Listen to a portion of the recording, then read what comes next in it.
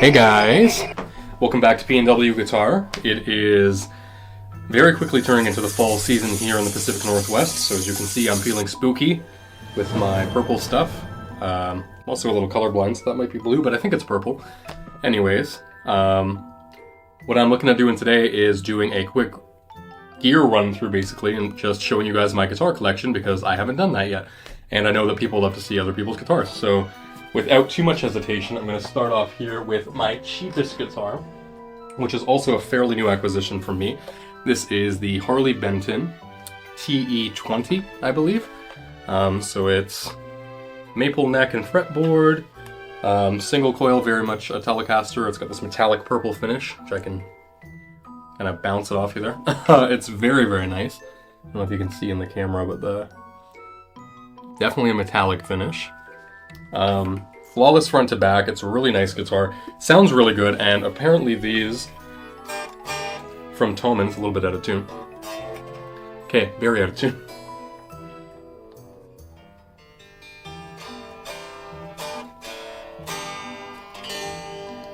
For as cheap of a guitar as this is, being about 79 euros, I paid about 150 Canadian, which I was quite happy with to get a Tele. I've always wanted one, and I really didn't want to spend a lot.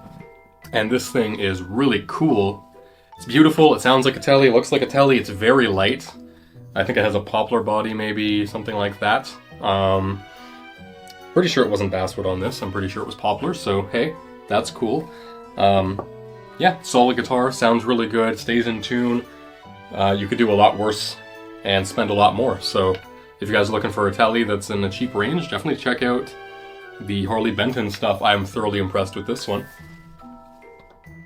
On to my second least expensive guitar here. I've got my Les Paul Jr. It is the new Gibson inspired by Epiphone Les Paul Jr. As you can see there, tobacco sunburst. Super resonant. I love the finish, and to me, this is just like a punk rock machine. I'm a big Green Day fan, big Billy Joe Armstrong fan, so when I'm looking for that kind of sound, this is the guitar that I go to. Next up, I have got a guitar that I have featured on my channel before. That would be this here, being my American Standard Fender Stratocaster. I've had this guitar since about 2011, I want to say, maybe 2012 or 13 actually. Yeah, I've put a lot of hours into this guitar. It's the one I've had the longest. It has the most sentimental value. It's quite beat up and dinged. It's got some nice marks. It's very handprinty at the moment, as you can probably see. What's cool about this one is it came standard with the custom shop Fat 50s pickups, which sound incredible. If you guys haven't tried them, definitely worth a check out. And yeah, I let the bridge float a little bit. I can bend up about 2 semitones, so a tone and a half. I think I can go up about 3 frets, so up to about there with the trem. And yeah, it stays in tune wonderfully well. Sounds amazing. Held up incredibly well for the amount of time that I've had it and the amount that I've put it through. So yeah, there's that one. Coming up next here, this is one I'm very excited about. This is a brand new addition to my collection. This is the Epiphone 2016 limited edition Karina Flying V with the gold hardware and the black pickguard, which is my preference for these. And man, this thing is a real beauty, front to back. Sounds amazing, looks amazing. Reason I picked this one up is because I had earlier in my life bought a Gibson Gibson Flying V that was, I think, $1,100 after tax that I paid for it. And I had that guitar for a few years, and then when I was moving out this way to the West Coast, it was just one that I couldn't take with me, and I sold it, and I always regretted it. And I sold that guitar in 2016, and this guitar was built in 2016, and it's just a really nice return to form for me. I've always loved these. Some people think they're cheesy. I think that they look awesome. Real rock star guitar. This thing sounds incredible. It's super light. This is Actually made of Karina, the neck and the body. It's got a rosewood fretboard, 2 PAF style humbuckers. This one's kind of hot in the bridge, so I may replace that at some point, but otherwise, man, love this thing. So very happy that I have found that. Next up in my collection here, with my super cool made-at-home Pokemon strap, is my ESP E2 Horizon 3. This is a made-in-Japan guitar. It is every bit an amazing, incredible ESP. It's got an ebony fretboard. Got the ESP on the 12th fret marker there. Beautiful color. They call this reindeer blue. It's also blue on the back, but looks black. It's so dark. Neck all the way through. It's got strings through the body. A couple Seymour Duncans in it. They sound incredible. They're quite low output for the way that this guitar looks. It sounds incredible. It looks incredible. I've got this in drop C. I love to play metalcore, even though I have not that much experience playing metal. This was the guitar that I was looking to get in order to get me more into that style, and has definitely done me justice on that end. Love this guitar. It's incredible. If you've never played an ESP before, like I hadn't up to the point of getting this, try one, but be warned, if you do try one, it may encourage you to purchase one because they are that good. Next up, here I have, this was my dream guitar for a long time, up until I got it, and I would say it's still definitely my number one. Now that I've been playing shows, recording, gigging, all of that has been done on this guitar. Every song that I've written for this new band that I'm a part of, called After Hours. If you are interested at all, check us out on YouTube, on Facebook, Instagram, all of the social media links. Check us out on all the streaming links. We've got a couple songs up there. My singles Lie to Me and Walk Away are on there. I think they're pretty good. They were written on this guitar. Yeah, it's a PRS CE with the maple neck. It's got a rosewood fretboard. It is an incredibly versatile guitar, which is the reason that it is my favorite to play live and to record with and to gig with. It's got the coil taps. There they are. This guitar, out of all the ones that I have that has a coil tap on it, sounds the most authentic as a single coil.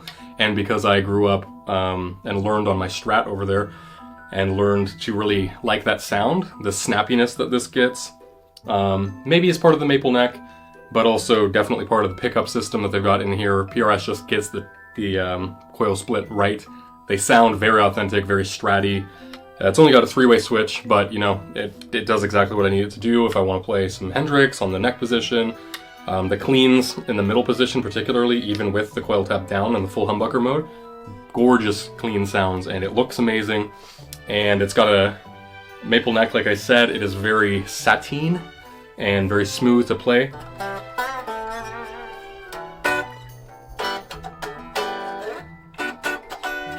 Just played this at my show on the weekend, and it has not let me down. It's got locking tuners. Can't say enough about these. Not a PRS fanboy by any means, but man, this thing is sick. I just realized I said I'm not a PRS fanboy as I'm holding a PRS guitar and I have a PRS amp right there, but hey, that is a story for another day.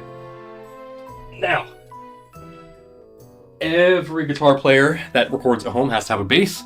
This one is mine. This is the Fender Precision bass. I believe this is the Player Series. It's the Mexican one, whatever that one might be. I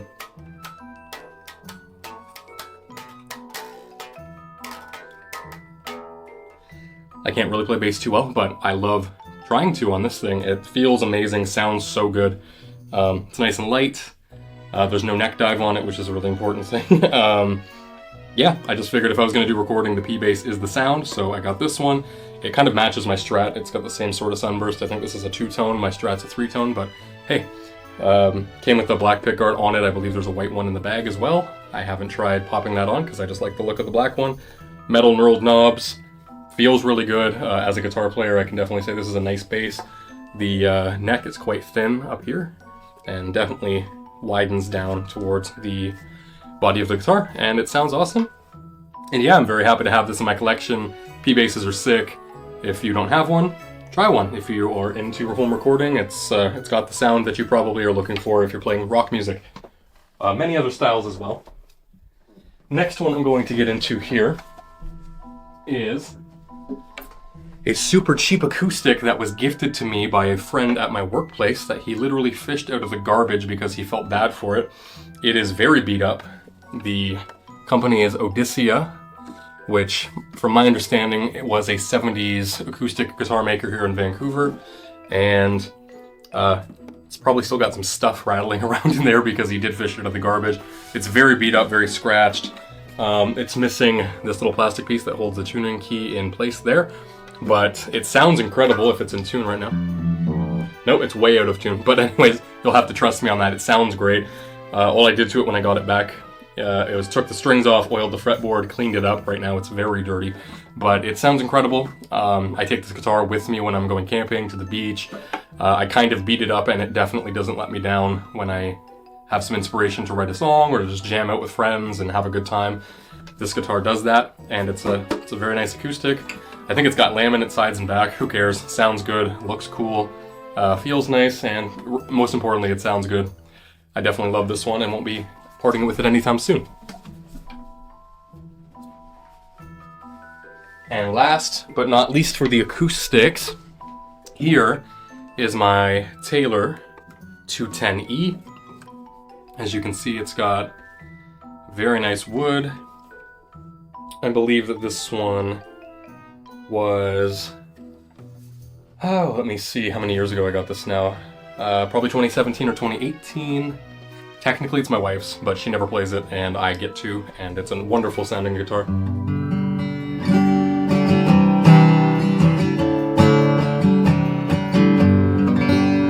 Sounds great strummed, finger picked. It's got Taylor's amazing pickup system on board with the 3-band EQ. Might be a 2-band, it might just be a high and a low and then a volume. That's probably what it is. But sounds great. I haven't changed the 9-volt in it in quite a long time, so that probably isn't working. Should probably do that. But wonderful guitar. Smells nice, looks nice. I'm very partial to the Taylor sound of acoustics instead of the Martin. It's much brighter, and that's much more my style.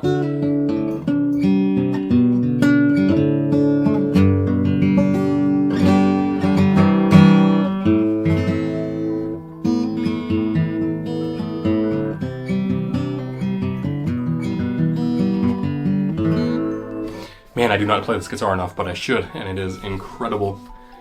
Beautiful looking guitar. I love the pickguard. Kind of a tortoise shell thing, not really my thing, usually. It's got the nice kind of French polish sort of on the top, and then the back and sides are natural. Neck is very, very comfortable, very nice. It's got great tuners on it. They're not branded, probably Taylor's own proprietary thing. And yeah, this is the 210E by Taylor. Incredible guitar. I definitely recommend this, and it came with an awesome bag that you can wear on your shoulders, and it's nice and padded, and it's where this guy lives when I'm not using it. So, Taylor, beautiful.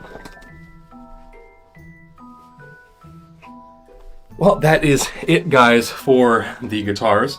As you can see behind me here, I've got a Trainer YCS50H, which stands for Custom Special. Don't know where the Y came from. It's a 50-watt Canadian head.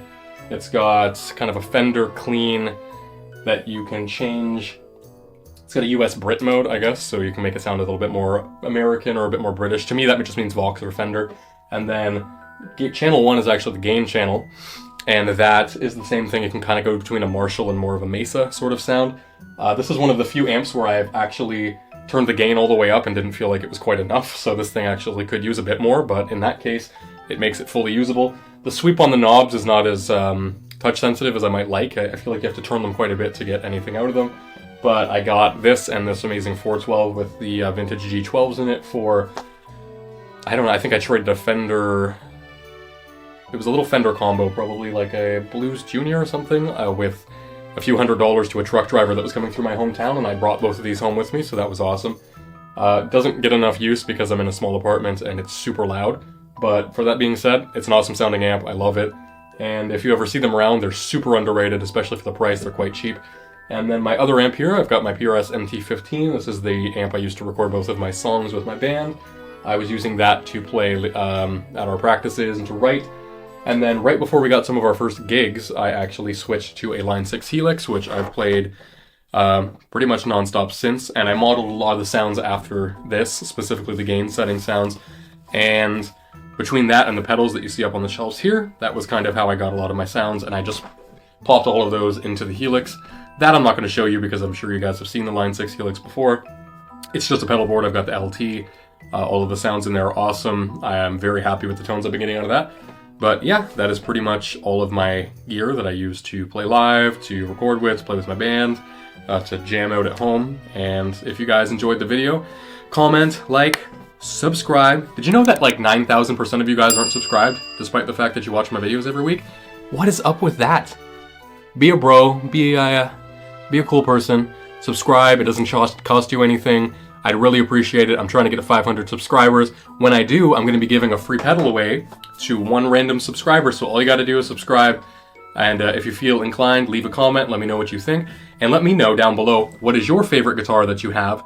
What's in your guitar collection? What are you missing? What are you looking for? I'm very interested. I love gear. I'm sure a lot of you guys do too. Until next time, this is P&W Guitar. My name is Mason. I will catch you on the flip side. Bye!